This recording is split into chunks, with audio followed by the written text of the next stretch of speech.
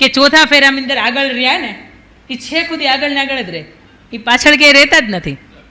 પણ 3 પુરુષ 3 ફેરા આગળ ફરે છે, એનો મતલબ એ થાય છે કે તું ઈચ્છીશ હું એવો બનીશ, તારી દરેક જવાબદારીઓ છે એ હું નિભાવીશ, તારા જીવનના દરેક સુખ દુઃખ હશે એની અંદર હું સાથ આપીશ. આ 3 વચન કંઈક એવા છે.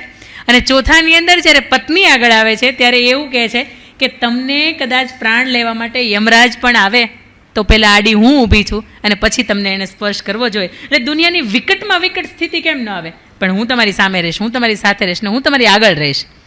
પણ આ ચોથા ફેરાનું મહત્ત્વ આજના સમયની જે જનરેશન છે, જે અત્યારે 35-40 ને અત્યારે નવપરણિત જે 25-30માં આવતી હશે, આ બધા જ ભૂલી ગયા છે. એને એવું છે કે લગ્ન થયા એટલે પોતે કમાવ છો, પોતે નથી કમાતા એ અલગની વાત છે.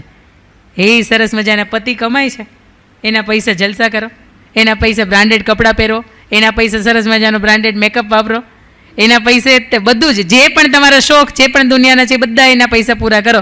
પણ ત્યારે મારે તમને એ વાત કહેવી છે કે ચોથા ફેરાનું ખરેખર મહત્ત્વ એક પત્ની તરીકે આપણે કેવું સમજી શકીએ, અથવા તો આપણે કેવા એવા બની શકીએ કે ચોથો ફેરો આપણે આગળ રહીને ફર્યા છીએ ને એનો એ સાર્થક થાય.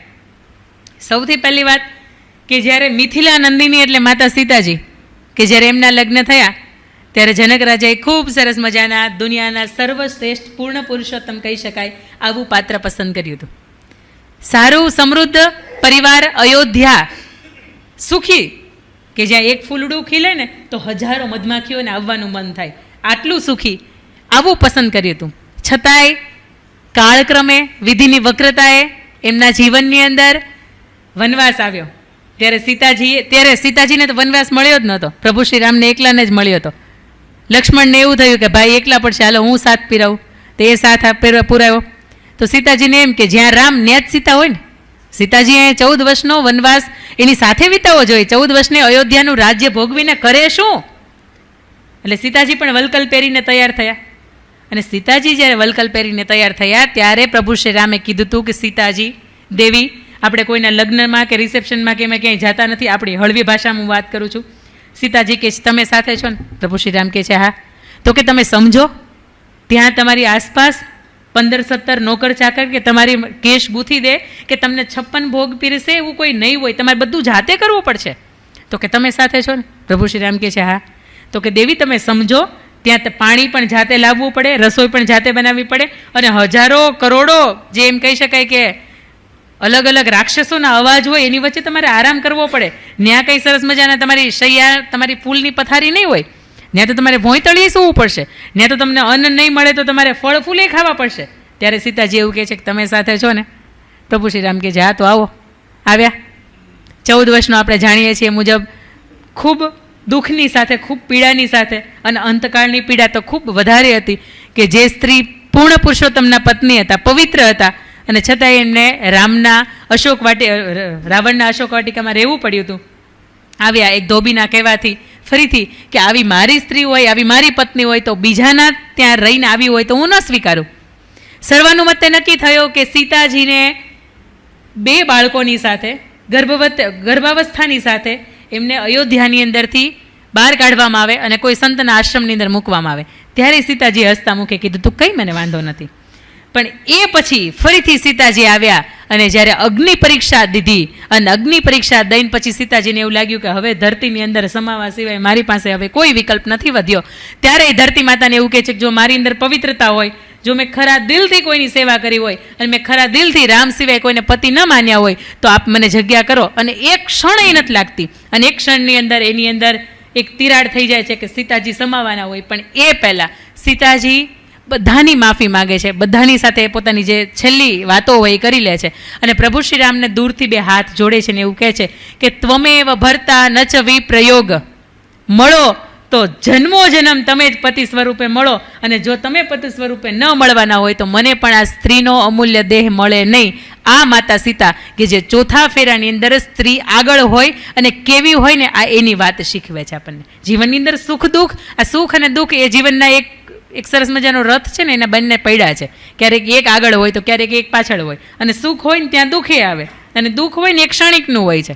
ભગવાન શ્રી કૃષ્ણએ 700 શ્લોકની અંદર એક મહત્વનો શ્લોક અર્જુનને શીખવતા કહ્યું હતું કે પાર્થ, લખી રાખજે કે હસવાની ઘડી છે ને એ પણ ક્ષણિકની છે, અને રડવાની ઘડી છે ને એ પણ ક્ષણિકની છે. અને એના પછી સ્ત્રી પાત્ર એટલે બીજું દ્રૌપદી. એમના 5 પતિ, પહેલાં તો એક હતી, એમાંથી પંચાળ દેશની હતી એટલે પાંચાળી થઈ, પછી 5 પાંડવોની પત્ની બની. એટલે એ પીડા કેટલી હતી એ સમજી શકાય. એક સ્ત્રી 5ની વચ્ચે વેચાય એ બહુ અઘરી વાત હતી. એ વેચાયા પછી પોતાના સક્ષમ, દિવ્ય કહી શકાય, આર્યપુત્ર કહી શકાય, ભગવાનના સંતાનો કહી શકાય, એવા પોતાના 5 પતિઓની સામે પોતાને માથું નીચું થયું, પોતે જુગારની અંદર હારી, પોતાના વસ્ત્રનું હરણ થયું, એ પણ પોતાના 5 પાંડવો જે હતા એની હાજરીની અંદર. પણ છતાંય આ સ્ત્રીને જ્યારે સર્વાનુમતે છેલ્લે 1 વર્ષ અજ્ઞાતવાસની સાથે ટોટલ 13 વર્ષનો વનવાસ મળ્યો હતો, ત્યારે પણ દ્રૌપદીએ એવું કીધું હતું, કંઈ વાંધો નહીં, ભલે અજ્ઞાતવાસની અંદર મારે કોઈકની દાસી બનવું પડશે, પણ હું તમારી સાથે વનવાસની અંદર આવું છું. અને આજની સીતા એવું કહે છે, આજની દ્રૌપદી એવું કહે છે કે આ તમે છો ને એટલે જ આ દુઃખ આવે છે. આ તમે ન હોત ને તો આ દુઃખે ન હોત. એ તારે મેં ઘણા બધા જોયા છે, મોજથી રહીશ, સરસ મજાના ઓબરોયની બધા મોલ જે છે તેની અંદર એ સવારથી સાંજ સુધી મેં કેટલી શોપિંગ કરવી હોય કરી આવે. પણ તમે હારે હોય ને એટલે જ બધી પીડા થાય છે. પણ આજની સીતાઓને આજની દ્રૌપદી, પણ આ દ્રૌપદીના સીતાની પાસે આપણને વાત સાંભળવા મળે છે. પછી રાજસ્થાનના ચિત્તોડ, મેવાડની આપણે વાત કરીએ, મહારાણા પ્રતાપ, જેની ઉપર આપણું માથું છે નતમસ્તક થઈ જાય. મહારાણા પ્રતાપ જ્યારે થાકીને હારીને આવતા હોય, કોઈ યુદ્ધમાંથી ફરીથી પાછા પોતાના મેવાડ તરફ આવતા હોય, ત્યારે એમના પત્ની અજબદે પવાર એવું કહેતા હોય કે રાણા, આ થાકી ગયા હોય તો 2 હાથની તલવાર મને આપી દો, આ ચેતક ઘોડો મને આપી દો, મારી અંદર પણ તાકાત છે કે આ મેવાડને હુંય ફરીથી બેઠું કરી શકું છું. પત્ની તરીકે જ્યારે આવો હોંકારો હોય, આવો જ્યારે સધિયારો હોય, આવો જ્યારે સહિયારો હોય, ત્યારે પુરુષને એમ થાય કે નહીં, મારે ઝૂમવું છે અને મારે જજુમવું છે. અને બીજો સુરતનો મારે તમને એક એવો કિસ્સો કહેવો છે કે એક દાંપત્ય જીવનના સેમ મારી જેમ 10-11 વર્ષ લગ્નના પૂર્ણ થયા હતા. એ પત્નીની પાસે ખૂબ ઘણી બધી ડિગ્રી હતી, ફાર્માસ્યુટિકલની ડિગ્રી હતી. ઘરે ના પડી કે લગ્ન જીવન પછી, લગ્ન થયા પછી તમારે જોબ નથી કરવાની. બેને કહ્યું કંઈ વાંધો નહીં, જોબ નથી કરવાની. પત્ની સરસ મજાનું પોતાનું દાંપત્ય જીવન જીવે, મા બાપને સાચવે, પોતાના સંતાનોને સાચવે, ઘરડા મા બાપ છે એની સરસ મજાની હસ્તમુખે સેવા કરે. બને છે એવું કે જ્યારે કોરોનાનો સમય આવે ત્યારે ભાઈને, એમના પતિને, એમના સસરાને, જેટલા પણ ઘરના બીજા 7-8 સદસ્યો હતા બધાને કોરોના થાય છે. મેડિકલની અંદર એટલો બધો ઘસારો લાગે છે, માંડ બધા જીવતા મરતા બચે છે. ધંધાની અંદર એટલી બધી મંદી આવે છે, પોતાની નોકરી હોય, ધંધો હોય એ છૂટી જાય છે કે જેના લીધે પોતાનું ઘરનું મકાન હોય એ વેચવું પડે. અને બીજું 15-17-18 લાખ રૂપિયાનું દેવું થઈ જતું હોય, માથે કરજ થઈ જતું હોય. અને મેડિક્લેમમાંથી માંડ પોતે મેડિકલની ઇમરજન્સીમાંથી પોતે બહાર આવે છે. એ પછી એ પત્ની એવું કહે છે કે જો તમારી પરવાનગી હોય, ઘરની પરવાનગી હોય તો તમે મને આર્થિક, હું તમને પગભર થઈ શકું છું, આર્થિક તમને મદદરૂપ થઈ શકું છું, પણ મને પરવાનગી આપવામાં આવે. અને ત્યારે એ ઘરની અંદરથી એને પરવાનગી મળે છે. એ સ્ત્રી સવારે 5 વાગે 4 વાગે ઉઠે ત્યારથી લઈને સાંજ સુધી પોતાના ચિત્રો બનાવે. કારણ કે ફાર્માસ્યુટિકલ એને માસ્ટર ડિગ્રી કરી હતી, એને તો 10-11 વર્ષ થઈ ગયા, એટલે ફરીથી એનું જે નોલેજ હતું એ તો ઝીરો થઈ ગયું હતું. એટલે પોતાને સરસ મજાનો એ ચિત્રનો શોખ હતો, એ ચિત્ર દોરે, વિદેશની એક્ઝિબિશનની જે ગેલેરી ભરાય એની અંદર મૂકે, વિદેશની અંદર પોતાના ચિત્રો વેચે. સવારથી સાંજ સુધીમાં 3 કે 4 અલગ અલગ પાળીની અંદર એ ટ્યુશન ક્લાસીસ ચલાવે. એથી વિશેષ કે એમણે એક કમ્યુનિટી ઊભી કરી, એક એવી એપ ડિઝાઇન કરી કે તમારે મહેંદી મૂકવી હોય તો તમારે ઓર્ડર કરવાનો. એની અંદર એમની અંદર જે 250 બહેનો કામ કરતી હોય એ આ સ્ત્રીના કોન્ટેક્ટની અંદર. એ સ્ત્રી એવું કહે કે તમારે ત્યાં મહેંદી મૂકવા માટે જવાનું છે, એટલે એ પેલી જે બેન હોય એમના ઘરે જાય અને મહેંદી મૂકીને વહી આવે. એની અંદર કમિશન તરીકેનું પોતાનું કામ છે એ સ્વીકારે. 1 વર્ષના અંતે 11,89,000 રૂપિયાનો આ સ્ત્રી નફો કરે છે. અને એમાંથી પોતાના 18 લાખનું જે પોતાના પતિની માથે દેવું હતું એ 10 લાખનું દેવું ભરે છે. સાહેબ, આને એમ કહી શકાય કે તમે ચોથા ફેરે આગળ રહ્યા છો. નકર એક સ્ત્રી પોતાના પતિના દેવા ભરે, આવા બહુ જૂજ કિસ્સાઓ બન્યા છે. પણ સુરતની અંદર આ એક કિસ્સો બન્યો છે જે ઉડીને આપણે આંખે વળગે. એક દીકરી હોય ને એ તો પોતાના પપ્પાનું લેણું ભરે. એક પત્ની તરીકે જ્યારે તમે તમારા પતિનું લેણું ભરતા હોય ત્યારે ખરેખર ગર્વની વાત હોઈ શકે.